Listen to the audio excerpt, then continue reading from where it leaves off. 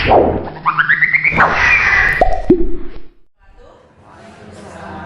sejahtera buat kita semua. Bapak Ibu selamat pagi semuanya. Pagi. Gimana Bapak Ibu kabarnya hari ini? Alhamdulillah di pagi ini kita masih bisa berkumpul di ruangan ini dalam keadaan sehat walafiat. Kita diberikan kesehatan dan kebersamaan di pagi hari ini dalam acara Diseminasi Budaya Positif di SMK Negeri 27 Jakarta, yaitu bersama calon guru penggerak kita Ibu Sri Mulyati SPD. Baik, saya sebagai pembawa acara hari ini akan membacakan rundown. Yang pertama adalah pembukaan oleh MC, yang kedua menyanyikan lagu Indonesia Raya, yang ketiga pembacaan doa, kemudian yang keempat adalah sambutan kepala sekolah, yang kelima acara inti yaitu diseminasi oleh Ibu Sri Mulyati, kemudian yang keenam adalah refleksi dan tanya jawab, kemudian yang terakhir adalah penutup. Baik, untuk mempercepat acara, marilah bersama-sama menyanyikan lagu Indonesia Raya. Kepada Bapak Ibu semua dipersilakan untuk berdiri.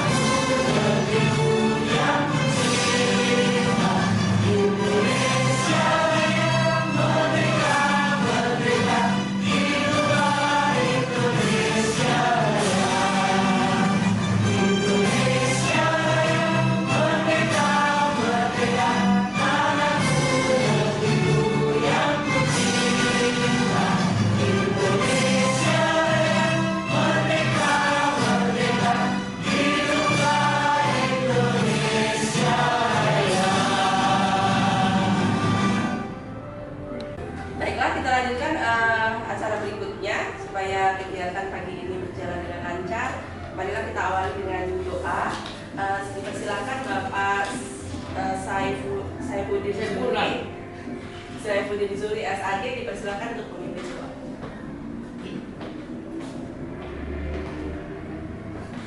Assalamualaikum warahmatullahi wabarakatuh. Waalaikumsalam. Mari kepada Ibu kita berdoa. Mudah-mudahan acara diseminasi ini lancar, dimuliakan oleh Ta'ala dan mendapatkan hasil yang diharapkan. Ala hari ini ya, walaupun yang soalnya Al-Fatihah. A'udzubillahi minasyaitonir rajim. Bismillahirrahmanirrahim. Alhamdulillahirabbil alamin. Arrahmanirrahim.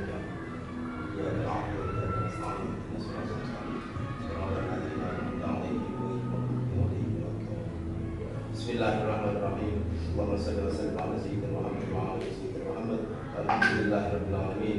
Allahumma inna nas'aluka 'ilman nafi'an wa rizqan thayyiban wa 'amalan mutaqabbalan. Allahumma inna nas'aluka fahman nabiyyin wa hifdzal mursalin wa ilhamal malaikatil muqarrabin. Rabbana ighfir lana wa li walidayna warhamhum kama rabbayana shighara. Allahumma ighfir lil muslimina wal muslimat wal mu'minina wal mu'minat al ahya'i minhum wal amwat. Rabbana atina fid dunya hasanah wa fil akhirati hasanah wa qina adzabannar. Wa sallallahu ala sayyidina Muhammad wa alihi wa sahbihi ajma'in. Subhana rabbika rabbil izzati amma yasifun wa salamun alal mursalin walhamdulillahi rabbil alamin. Wassalamualaikum warahmatullahi wabarakatuh. Kemudian marilah kita lanjutkan acara berikutnya, yaitu sambutan dari Bapak Kepala SMK Negeri 27 Jakarta kepada Bapak Prihatin Gendra Priyadi SPD dipersilahkan. Terima kasih pada Bapak Prihatin Gendra Priyadi SPD yang telah memberikan sambutan, yaitu di mana kita harus menerapkan motivasi motivasi kita untuk menerapkan diseminasi budaya positif di SMK Negeri 27, sehingga kita semua Bapak Ibu guru bisa melaksanakan itu ya Bapak Ibu. Kemudian memasuki acara inti, yaitu dari calon guru penggerak angkatan 10 dengan Ibu Sri Mulyati SPD untuk memaparkan diseminasinya hari ini. Kepada Ibu Sri Mulyati, silakan.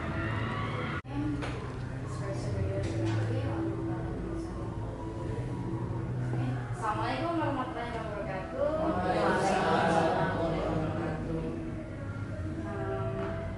Baiklah, izinkan saya memperkenalkan diri.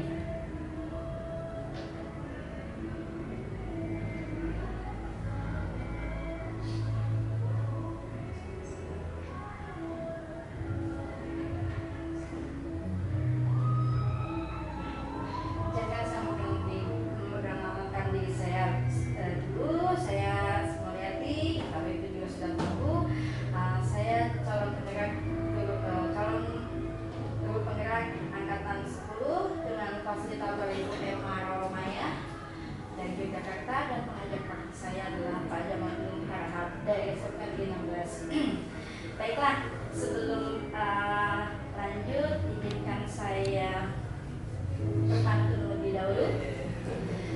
Sebatang pinang, buahnya lebat, akan rapuh tertiup angin. Selamat datang Bapak Ibu guru hebat. Assalamualaikum warahmatullahi wabarakatuh. Berikutnya adalah ice breaking. So let's break the ice. Well, karena di sekolah kita sudah berjalan program English Day, jadi kita tahu bahwa Jakarta sudah menjadi kota global yang menuntut citizens atau masyarakat Jakarta untuk bisa berbahasa Inggris. At least kita hari ini akan mencoba mempraktekkan walaupun mungkin satu kalimat saja, gitu ya, berbahasa Inggris. Jadi supaya kita menjadi satu budaya, terutama di SMK Negeri 27 Jakarta.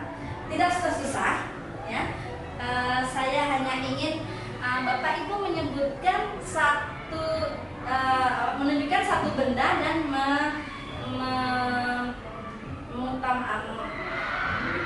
mengungkapkannya dalam satu kalimat. Contohnya, this is a pen, right? This is a pen. I have a pen. Nanti saya bilangkan I have a pen. Nanti saya tanya ke Ibu Setia, what do you have? Ibu Setia nanti ambil satu benda lalu bilang I have, misalnya apa? Bisakah? Yes. So, are you ready? Ready. Okay, siapkan, coba silakan ambil satu benda untuk nanti ditunjukkan lalu disebutkan benda apa. Mari kita ke acara berikutnya adalah ice breaking. So let's break the ice. In this case, untuk saat ini saya ingin Bapak Ibu semua mempraktekkan bahasa Inggris walaupun hanya satu kalimat saja, yaitu dengan menjawab pertanyaan nanti yang akan diajukan oleh saya atau teman Ibu atau Bapak di sebelahnya. Baiklah, saya contohkan dulu. Contoh seperti ini. I have a phone cell. I have a phone cell. What do you have, Bu Sutia? I have a paper. Paper. Yes. Okay, very good. Ini contoh ya. Nanti kita ulang. Nanti selanjutnya Bu Siti akan bertanya kepada Ibu Nuraini. Nanti Ibu Nuraini menjawab. Lalu Bu Nuraini akan bertanya kepada Pak Sekuddin dengan pertanyaan sama. What do you have? Nanti Pak Sekuddin menjawab dan mengajukan pertanyaan ke orang berikutnya itu Bu Nunu. Nanti selanjutnya seperti itu. What do you have? Okay? What do you have? So, sudah jelas kan? Bapak Ibu? Sudah. Okay. Any questions? No. Ready? Okay, let's do it now. Okay. Bu Setia, I have a phone cell. What do you have? I have a paper. Paper. Okay, good. And then go to What do Nuraini. you have? I have a notebook. Oh, great. Yes. Then go to. What do you have? I have nothing. Oh, very good. What do you have? I have a pen. Very good. Okay.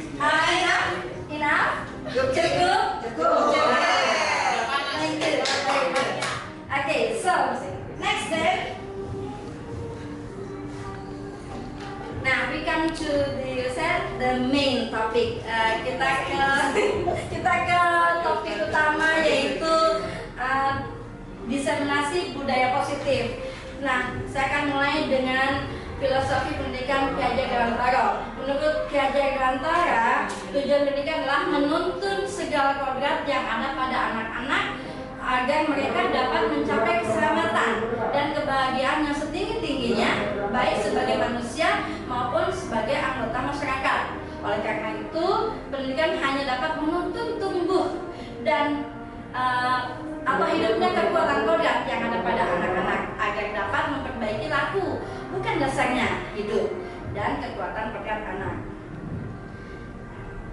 Nah, budaya positif di sekolah yaitu nilai dan kebiasaan yang berpihak pada murid agar mereka dapat berkembang menjadi pribadi yang kritis, penuh hormat dan bertanggung jawab sesuai dengan profil pelajar Pancasila. Konsep utama budaya positif ada beberapa poin, yaitu pertama perubahan paradigma belajar, yang kedua tentang disiplin positif, ketiga adalah kebutuhan dasar manusia, keempat motivasi perilaku manusia, kelima posisi kontrol restitusi, enam keyakinan kelas, dan ketujuh segitiga restitusi. Ini semua akan saya paparkan dalam kesempatan ini, dan di akhir nanti Bapak Ibu akan mencoba mempraktekkan segitiga restitusi dengan kasus yang nanti saya sediakan. Baiklah, mari pertama akan saya paparkan tentang perubahan paradigma belajar. Dalam membangun budaya positif, sekolah dapat menyediakan lingkungan yang positif, aman, dan nyaman agar murid mampu berpikir, bertindak dan mencipta dengan bebas dan merdeka, mandiri dan bertanggung jawab. Disiplin sangat berkaitan dengan kontrol guru terhadap murid. Nah, ini ada sedikit latihan mencoba ya. Anda dan teman Anda akan melakukan kegiatan cobalah buka. Anda adalah A. Tugas Anda adalah mengepalkan salah satu tangan Anda. Coba Anda bayangkan bahwa Anda menyimpan sesuatu yang sangat berharga di dalam kepalan tangan Anda. Anda perlu menjaga benda tersebut sekuat tenaga karena begitu pentingnya untuk kehidupan Anda. Nah, tugas B atau rekan sebelah Anda akan mencoba dengan segala cara untuk membuka kepalan tangan Anda. Teman Anda yang B tadi boleh membujuk, boleh menghardik, mengintimidasi, memarahi, menggoda, menggelitik, bahkan menawari Anda uang mungkin agar Anda bisa bersedia untuk membuka kepalan tangan Anda. Bisa dicoba mungkin sedikit saja, sebentar saja coba. Mungkin ada yang mau mencoba membuka kepalan tangan teman Anda. Boleh dicoba, boleh dengan seluruh cara. Dan yang mengepal mempertahankan. Kalau terus mempertahankan,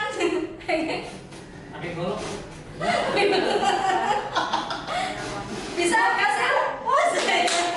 Oke, jadi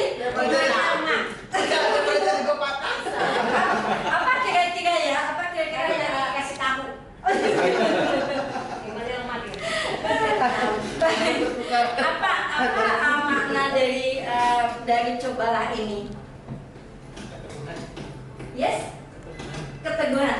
Jadi artinya seseorang yang mengepalkan tangan dan berusaha mempertahankannya adalah itu sebagai kontrol ya, kita yang mengontrol diri kita bahwa kita tidak mudah tergoda, tidak mudah goyah kalau kita sudah memegang prinsip itu, gitu, seperti itu. Jadi sedikit praktis. Lalu, nah ini adalah landasan teorinya. Menurut Stephen R. Covey, Principle Center Leader. Salah ketik. Ya, menurut Stephen R. Covey mengatakan bahwa bila kita ingin membuat kemajuan perlahan, sedikit-sedikit, ubahlah sikap atau perilaku Anda. Namun bila kita ingin memperbaiki cara-cara utama kita, maka kita perlu mengubah kerangka acuan kita. Ubahlah bagaimana Anda melihat dunia, bagaimana Anda berpikir tentang manusia, ubahlah paradigma Anda, skema pemahaman dan penjelasan aspek-aspek tertentu tentang realitas. Ini juga landasan teori tentang perubahan paradigma belajar oleh Dr. William Glasser. Mungkin tidak perlu saya jelaskan satu-satu ya, karena masih banyak banget bahannya. Ini hanya landasan teori saja. Baiklah. Lalu yang kedua adalah disiplin positif. Apa makna disiplin? Ada yang tahu kan? Ada yang punya ide? Disiplin itu? Tertib. Rapi. Mematuhi aturan. Mematuhi aturan. Yes, melakukan sesuatu pada mesinnya. Oke, baiklah kita lihat coba. Nah, disiplin berasal dari bahasa Latin, disiplin yang artinya belajar. Suatu cara penerapan disiplin yang mengajarkan anak bertanggung jawab dan menumbuhkan kesadaran diri berdasarkan nilai-nilai kebajikan. Tujuan dari disiplin positif adalah untuk menumbuh kembangkan motivasi intrinsik, yaitu motivasi dalam diri. Motivasi dalam diri murid atau intrinsik dapat membuat murid menjadi orang yang mereka inginkan dan menghargai diri sendiri dengan nilai-nilai yang diyakini, sehingga murid melakukan sesuatu karena kesadaran mereka, bukan karena paksaan, karena ingin mendapatkan pujian ataupun menghindari hukuman. Nah, yang ketiga adalah kebutuhan dasar manusia.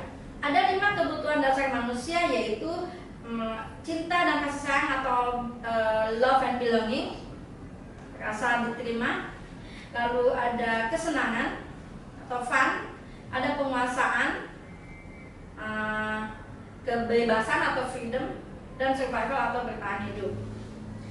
Realitas atau kebutuhan setiap orang pasti berbeda-beda. Kita harus berusaha memahami pandangan orang lain tentang dunia. Setiap orang memiliki gambaran yang berbeda pula.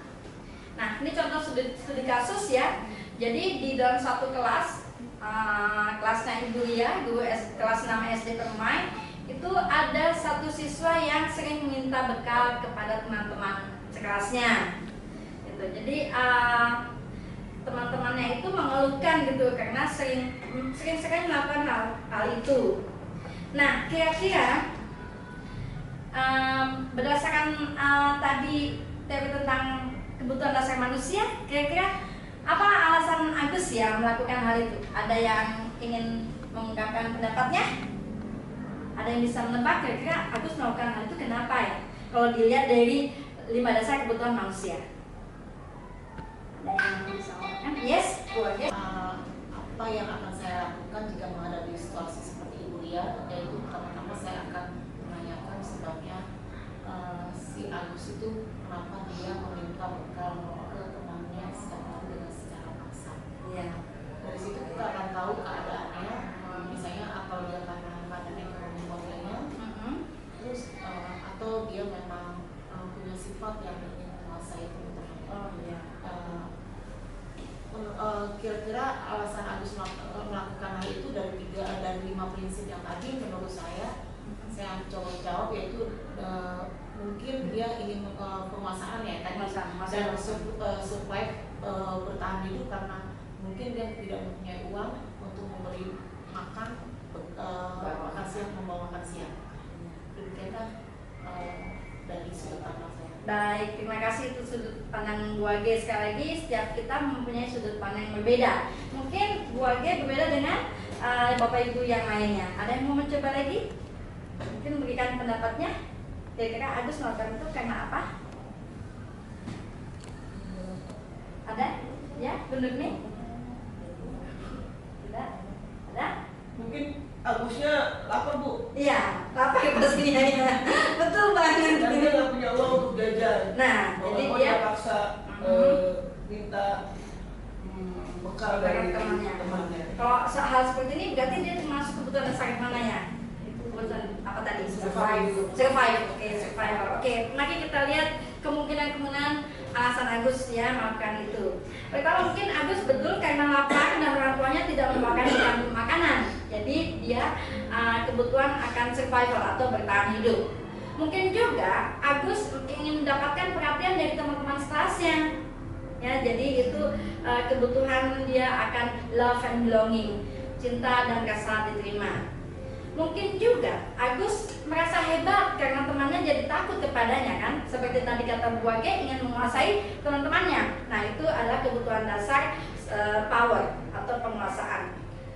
Bisa jadi Agus juga ingin merasa bebas, Agus merasa bosan karena orang tuanya memberikan bekalnya itu aja, sama terus setiap hari. Maka dia ingin satu kebebasan, yaitu freedom. Dan mungkin juga Agus hanya iseng dan ingin menikmati ekspresi wajah temannya yang kesal. Tadi seperti Bu Age, ditakuti oleh teman-temannya. Maka itu adalah hanya ingin menikmati aja melihat teman-temannya kesal. Jadi ini kebutuhan kesenangan atau fun. Jadi itu baiklah. Nah, oke, selanjutnya adalah motivasi perilaku manusia. Ada 3 motivasi perilaku manusia, yaitu pertama untuk menghindari ketidaknyamanan atau hukuman. Yang kedua untuk mendapatkan imbalan atau penghargaan dari orang lain. Yang ketiga untuk menjadi orang yang mereka inginkan dan menghargai diri sendiri dengan nilai-nilai yang mereka percayai. Nah, ini ada contoh kasus hukuman dan sanksi atau konsekuensi. Di sini kasusnya yang dialami oleh Pak Seno, seorang guru matematika. Di kelasnya ada siswa bernama Iva. Dia bukan menguasai pelajaran matematika. Biasanya ini sering terjadi di kasus-kasus anak-anak kita juga ya, karena mungkin mereka tidak begitu menguasai matematika dan kurang begitu menyenangi. Dan di sini kasusnya adalah Iva itu dia pada saat pelajaran matematika lebih banyak berdiam diri atau menggambar di buku pelajarannya. Pada saat guru matematikanya Pak Seno itu menanyakan kepada Iva satu pertanyaan, Iva menjadi gugup dan tak sengaja menjatuhkan tasnya dari kursinya. Kelas makin gaduh dan anak-anak pun tertawa melihat Iva di depan kelas memegang ujung hidungnya. Nah, dari kasus ini menurut Bapak Ibu, apakah Bapak Ibu setuju dengan tindakan Pak Seno terhadap Iva? Ada yang ingin masukkan atau apa? Tidak setuju. Baik, sangat tidak setuju. Apa alasannya? Boleh dikemukakan? Ya, karena seharusnya Pak Seno ini lebih peka gitu terhadap anak didiknya yang kurang dalam pelajaran matematika, dan seharusnya dibimbing, jangan menertawakannya. Baik, terima kasih Bu Nur. Ada yang ingin berpendapat lagi? Ya, Bu. Sangat tidak setuju. Gitu, alangkah baiknya kalau Pak Seno itu mengajak bicara langsung secara pribadi dengan Iva, menanyakan kendalanya apa. Ya, Kan setiap anak berbeda. Mungkin Iva ini telat, maksudnya dalam respon pelajaran itu telat. Jadi seharusnya Pak Seno bisa membimbingnya lebih baik lagi. baik. Terima kasih Bu Nur. Bu Hasan ini sebagai guru matematika yang sudah sangat berpengalaman. Baiklah, kalau yang kedua, menurut Anda tindakan Pak Seno terhadap Iva adalah sebuah hukuman atau konsekuensi ya? Hukuman atau konsekuensi kalau seperti ini? Hukuman ya. Dia menghukum Iva ya di depannya. Baiklah. Nah, ini perbedaan antara hukuman dan konsekuensi. Salah satunya adalah sesuatu. Nah, hukuman itu sesuatu yang menyakitkan harus terjadi. Seperti tadi kasus Iva ya, itu kan menyakitkan buat Iva karena ditertawakan, dipermalukan ya. Nah, kalau konsekuensi adalah sesuatu yang harus terjadi. Nah, restitusi adalah merupakan suatu pilihan. Lalu tidak nyaman. Hukuman itu tidak nyaman untuk murid atau anak-anak yang dalam jangka waktu yang panjang. Kalau konsekuensi tidak nyaman untuk murid atau anak untuk jangka waktu tertentu.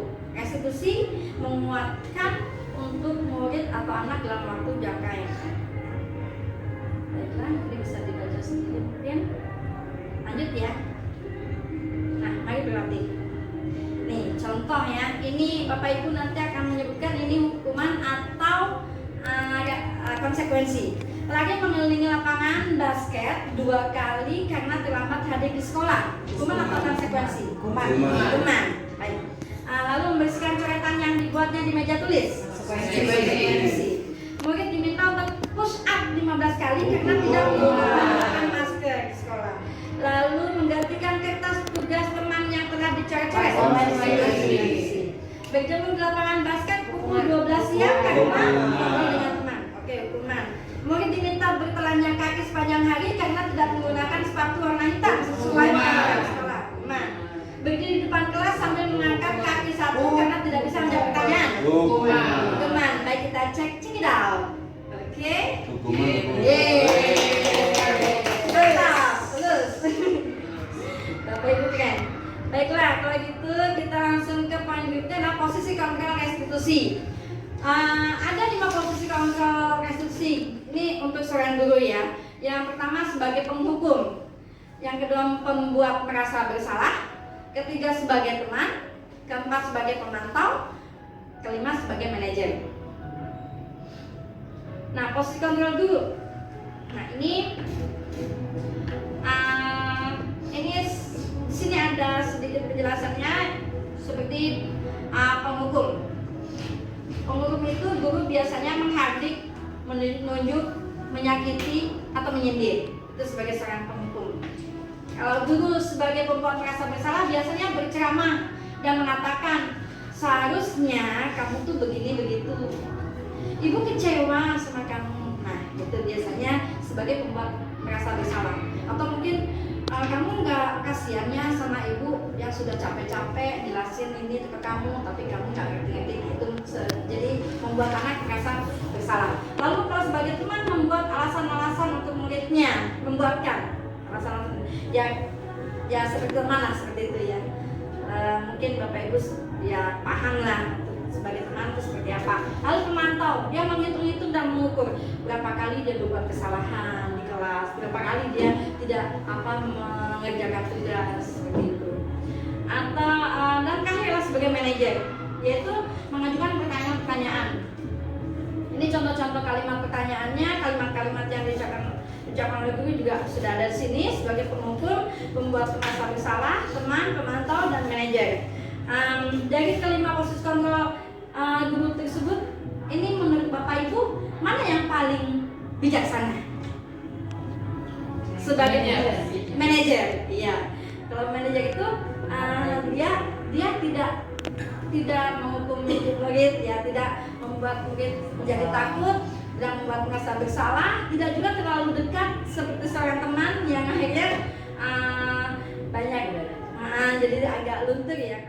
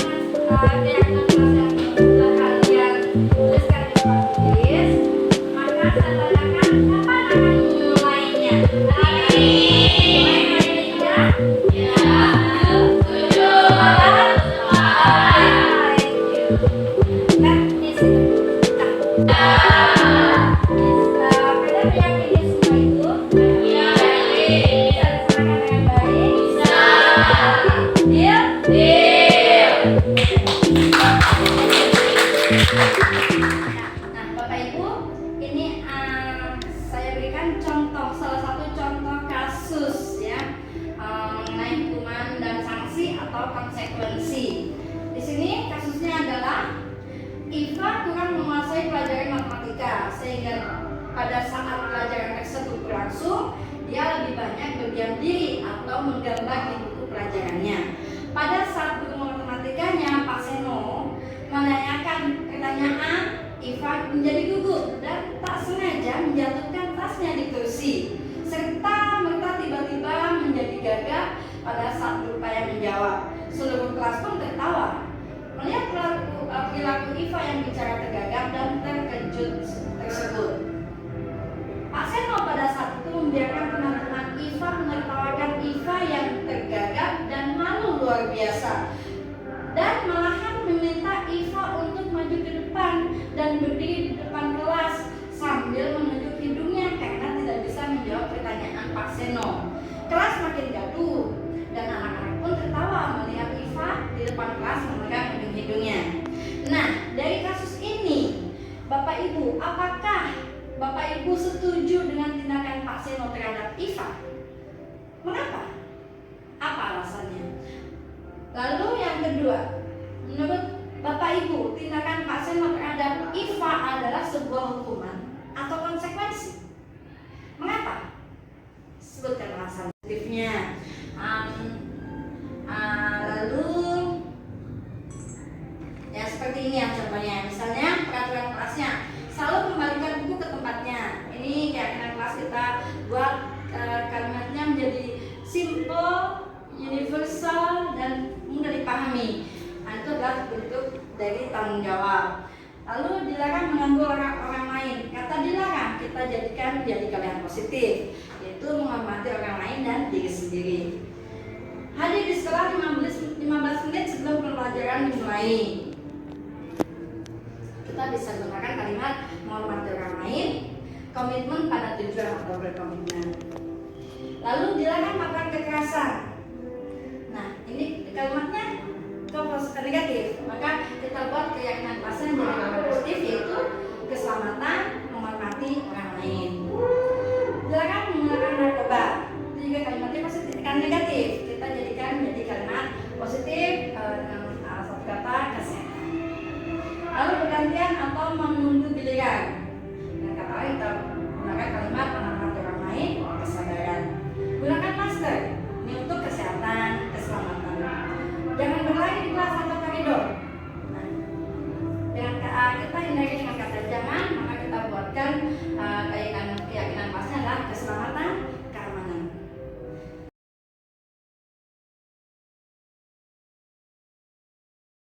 Tahu nggak kenapa ibu datangin ke sini? Nggak tahu. Ciko tahu nggak kalau Ciko ini sekarang jadwal piket? Iya, tadi kan saya mengerjain. Ya, ibu tadi habis rapat, ibu ke kelas ngecek kebersihan kelas. Ternyata yang piket hanya 2 orang. Nah, saya lihat jadwalnya ada Ciko. Kenapa Ciko nggak terus membersihkan ruangannya? Ya Bu, tadi saya ikut tapi sebentar Bu. Saya bosan di kelas, akhirnya saya keluar dan ada di sini. Ibu disuruh ke sini sementara saya harus makan. Benar. Tadi Ciko ikut mengerjakan. Iya, cuma sebentar doang Bu. Jujur. Iya. Kata temannya tadi, Ciko tidak langsung kabur tadi, langsung bawa tas. Ternyata Ciko di kantin nih, minum-minum. Ya, tapi saya tadi kesibuk kelas itu. Jangan bohong ya, ibu mau kejujuran ya, ibu mau kejujuran. Tadi kamu ikut apa enggak? Jujur jawab. Tadi langsung kabur, apa tadi mengerjakan? Ikut mengerjakan Bu, sebentar. Oh, nanti jangan sampai ibu ke CCTV ya. Menurut laporan teman kamu, Ciko tadi langsung kabur. Maka ibu cari kamu, ternyata kamu di sini apa? Di kantin. Ciko, tahu nggak? Semua siswa di sini mempunyai hak dan kewajiban, termasuk Ciko. Dan kewajiban itu harus dilaksanakan apa? Bertanggung jawab. Kamu harus bertanggung jawab untuk melaksanakan tugas-tugas yang diberikan oleh sekolah. Nah, salah satunya adalah tiket kelas. Nah, kalau kamu tidak mengerjakan berarti kamu sudah melanggar peraturan sekolah, melanggar hak kewajiban kamu yang diberikan oleh guru di kelas. Nah, ibu mau nanya, kenapa kamu tadi nggak mau mengerjakan piket? Kenapa langsung kabur? Karena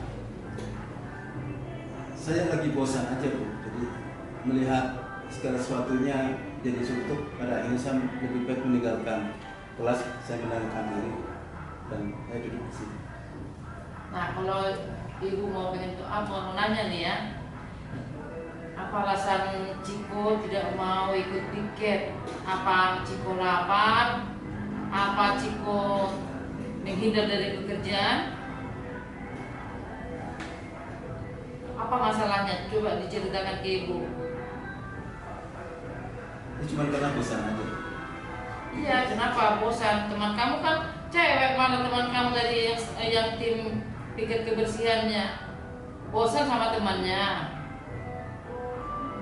Ya, itu terjadi di luar kelas.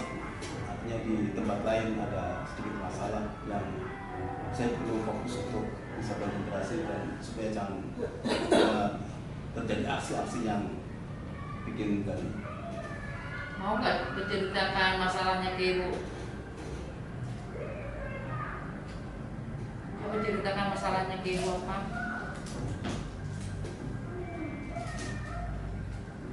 Kayaknya nggak enak. Ini kan udah wali kelas kamu, supaya bisa ibu bantu. Apa setiap piket Ciko nggak pernah gitu ya ikut membersihkan kelas ya? Cuman hari ini kok. Cuma hari ini. Nggak tahu kenapa.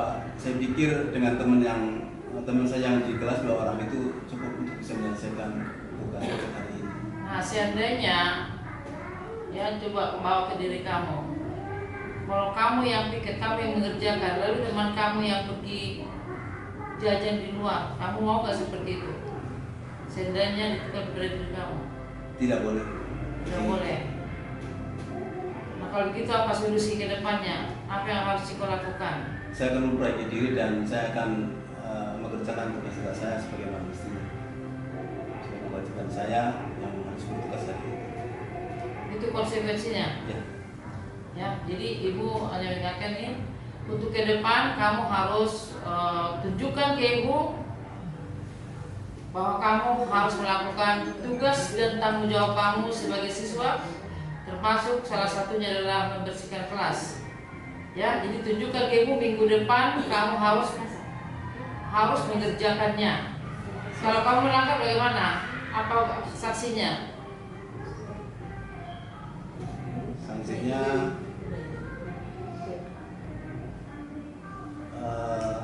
diskors untuk tidak mengikuti pelajaran. Jadi ini aja ya, diingatkan ya, kalian di kelas itu sama hak dan kewajibannya ya. Kalian punya hak sudah mendapatkan pendidikan, sudah bisa belajar. Nah kewajiban kita kan termasuk memelihara lingkungan sekolah, yaitu kelas kamu ya. Jadi nanti minggu depan atau ke depan kamu harus lebih rajin ya. Tidak boleh bolos-bolos lagi ya. Ya, siap. Janji? Janji. Salaman. Nanti kita silakan dulu.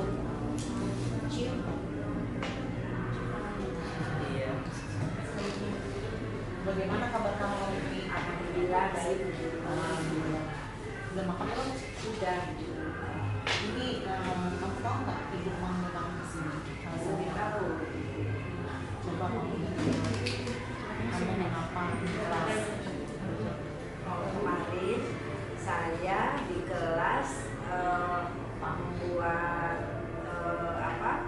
Juga apa sih? Aduh, karena tiap jam belajar selesai saya ke toilet. Nah, teman-teman pada kawan saya. Alasan kamu seperti itu di pelajaran Pak Banti itu kenapa? Karena sih supaya bisa berubah di teman-teman. Saya berbuat seperti itu. Menurut kamu, kamu ingat nggak keyakinan kelas yang kita udah setujui? Ingat Coba apa? menghargai diri sendiri dan menghargai orang lain. Itu kamu tahu. Kedepannya kamu ingin memperbaiki diri nggak? Ya, saya siap ingin memperbaiki diri. Baik, ibu apa namanya? Ibu menghargai kamu sudah mengakui tindakan kamu yang salah.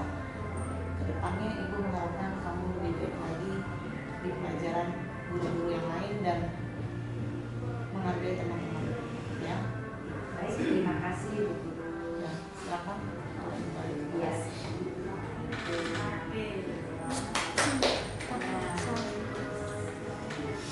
Begitu ya, karena kamu merasa saat gembira dan ternyata teman kamu sedih ya melihat hasil seperti itu ya, hasilnya kurang bagus kepada kamu ya.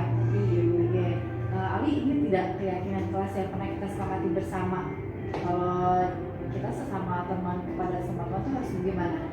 Membantu aku Ya. masuk Saling membantu. Jadi kalau misalkan si Amir dapat nilai jelek, menurut kamu harus bagaimana? ya ajarin dia lah Bu, kan saya iya, sering itu banget harus sama dia Bu. tahu. Jadi Bu, Ya, jadi kita harus saling membantu sama teman ya. Nah, itu kamu sudah bagus sekali keyakinan kelas yang sudah kamu yakini. Nah, semoga nanti kamu bisa membantu Amira ya, agar Amira bisa dapat nilai yang bagus juga seperti kamu. Iya Bu, siap Bu. Oke, siap ya. Oke, Bu, baiklah. nanti saya minta maaf deh Bu sama si Amira Bu. Iya, betul. Supaya besok dia mau saya ajarin Bu, udah sama-sama pintar ya Bu ya. Iya, betul. Ya. Siap Bu. Baiklah, besok Ibu lihat ya, semoga kamu bisa mengajari Amira ya. Iya Bu. Oke, baiklah, bisa kembali ke kelas ya. Iya Bu. Makasih ya Bu. Ya. Halo Ali, selamat siang. Siap Bu. Gimana kabar kamu? Baik Bu. Baik, ya bagus. Alhamdulillah. Ibu lihat kemarin kamu sangat senang sekali ya pulang sekolah karena mendapat nilai yang bagus. Oh iya dong Bu, keren kan Bu, 90 Bu. Luar biasa sekali ya Ibu ya. Tapi kalau Ibu lihat juga, kamu sedang bicara sama Amira waktu itu. Nah, Amira dapat nilai berapa? Ah, itu dia Bu, nilainya jelek. Saya bilang, kenapa dia jelek? Kata belajar dong ke saya, dengan bagus, gitu Bu. Lalu bagaimana respon Amira? Apa perasaan Amira, kelihatan bagaimana wajahnya? Dia tuh sedih dia, mungkin karena dia nggak belajar kan itu dia dari jelek, jadi dia sedih. Ya, Kayak menangis gitu dia. ya, Ibu juga pernah merasa seperti itu ya. Kalau kita merasa gembira pasti akan terlihat dari ekspresi kita ya. Tapi menurut Ali, tindakan Ali itu salah atau tidak ya? Menurut Ali bagaimana? Kalau menurut saya sih Bu, ya saya nggak salah lah Bu. Orang saya bilang kenapa dia jelek karena dia nggak belajar Bu. Emang salah itu? Ya, tapi kalau misalkan kita dapat nilai bagus, terus melihat teman kita yang kurang nilainya, sehingga dia merasa sedih, itu bagaimana? Bapak Ibu tadi sudah mencoba ya melakukan praktek segitiga institusi terhadap 3 kasus yang saya ajukan. Nah, bagaimana perasaan Bapak Ibu semuanya dalam melakukan hal tersebut?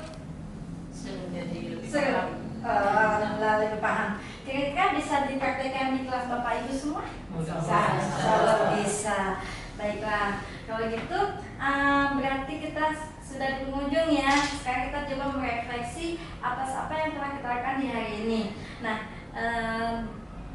berarti apa saja yang Bapak Ibu telah pelajari di kesempatan hari ini bersama saya. Dalam diseminasi ini, apa yang sudah saya sampaikan, apa yang Bapak Ibu dapat dari diseminasi ini? Yes, Pak saya.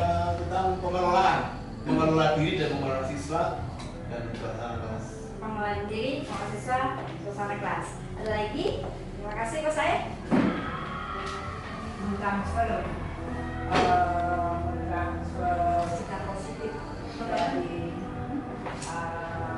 dulu ke Transfer sikap positif dari dulu ke murid. Ya, ada lagi yang mau disampaikan? Ya, Banyak nih yang kita dapat. Jadi tadi posisi kontrol guru tadi ada 5 ya, Iya. hukum, ada pembuat rasa bersalah, terus sebagai teman, pemantau dan manajer. Terus kita juga udah belajar tentang yang dari paham segitiga institusi tadi, yaitu menstabilkan identitas, validasi tindakan yang salah, sama dan menanyakan keyakinan. Ya. Ada lagi? Ya, terima kasih Bumi. Ada lagi yang menyampaikan? Nah, dari 5 posisi kalau dulu tadi, kira-kira sejauh mana Bapak Ibu yang telah Bapak Ibu lakukan? Sebagai apa selama ini gitu? Sebagai dari 5 posisi kalau tadi ya, sebagai penghukum kah? Sebagai pembuat rasa bersalah kah? Atau sebagai teman, sebagai pemantau, atau sebagai manajer? Manajer, sudah sampai kepada tahap sebagai manajer ya? Wah, luar biasa. Bisa dipertahankan ya seperti itu. Kalau Bapak Ibu yang lain, ada yang sudah Anda merasa dia sebagai apa selama ini kepada siswa? Ya, terkadang saya terkadang suka sebagai penghukum ya, kalau misalkan melihat anaknya itu berbuat sesuatu yang kurang sesuai. Ya, Ya, jadi kadang-kadang sebagai penghukum. ya. Tapi setelah belajar Tentang segitiga ini mungkin lebih kepada manajer ya, jadi mengontrol siswanya seperti itu. Kenapa menurut Bu Nur nanti sebaiknya sebagai manajer dalam memperlakukan siswa yang bersalah. Ya karena kita harus bertanya dulu mengapa dia melakukan hal itu, kemudian menerapkan segregasi sosial tadi ya, seharusnya dia berbuat seperti apa dan mencari solusi bersama-sama dengan siswanya. Iya. Ya. Oke, terima kasih Bu Nur. Ada yang menyampaikan? Iya, calon guru penggerak kita angkatan 10 yaitu Bu Sri Mulyati. Kita sudah mendengarkan paparan yang panjang lebar. Jadi kita menjadi paham ya selama ini kalau kita sebenarnya sudah menerapkan, tapi hanya saja kita tidak sadar ya. Dengan kita mengikuti diseminasi ini, mudah-mudahan kita tambah lebih paham. Oh, jadi peran guru itu ternyata seperti ini. Jadi kita bisa memposisikan sebagai guru yang profesional tentunya. Baik Bapak Ibu, sampailah kita di penghujung acara. Tapi sebelum ditutup, saya ada pantun nih Bapak Ibu. Tadi Miss Ati dibuka dengan pantun, saya akan menutup juga dengan pantun. Undur diri dari saya untuk Bapak Ibu semua.